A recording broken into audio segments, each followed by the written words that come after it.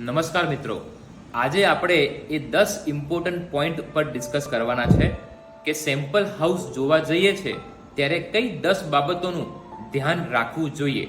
Point number 1, જે આપણો personal ફોયર છે, ફ્લેટની બહારનો પર્સનલ ફોયર, એની શું સાઇઝ આપેલી છે, શું રેક ત્યાં સેટ થઈ શકશે કે નહીં. પોઈન્ટ નંબર 2, ઘરની જે એન્ટ્રી છે એ એઝ પર વાસ્તુ છે કે નહીં.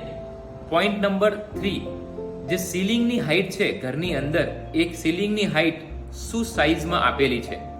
પોઈન્ટ નંબર 4, નેચરલ સનલાઇટ આપણી ઘરની અંદર આવે છે કે નહીં એ જાણવું જરૂરી છે. પોઈન્ટ નંબર 5, ડાયરેક્ટ સન એટલે કે તડકો ઘરની અંદર આવે છે કે નહીં એ બાબતનું ધ્યાન રાખવું જોઈએ. પોઈન્ટ નંબર 6, આપણી જે બાલ્કની છે યા વિન્ડો છે એ વિન્ડ ડિરેક્શનમાં છે કે નહીં. પોઈન્ટ નંબર 7, ઘરની અંદર જે એસેસરીઝ યુઝ કરી છે લાઈક સિંક છે, ટેપ છે, એ કઈ બ્રાન્ડનું છે એ જાણવું જરૂરી છે. પોઈન્ટ નંબર 8, ફર્નિશ જે સેમ્પલ હોય છે એ પર્પઝથી બનાવવામાં આવે છે કે ફર્નિચર મૂક્યા પછી, ફૂલ્લી ફર્નિશ્ડ કર્યા પછી ઓવરઓલ કેટલી સ્પેસ રહે છે ઘરની અંદર એનો તમને આઈડિયા આવે.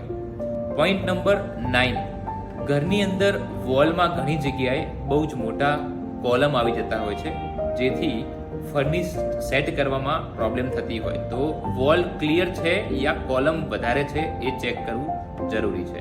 પોઈન્ટ નંબર 10, જે બિલ્ડિંગ આખું ઊભું થઈ ગયું છે, 100% કન્સ્ટ્રક્શન કમ્પ્લીશન છે, એના બેઝમેન્ટમાં અને ટેરેસ પર જવું જોઈએ જેથી કરીને તમને એક્ઝેક્ટ એની કન્સ્ટ્રક્શન ક્વોલિટીનો આઈડિયા આવશે. જય હિન્દ.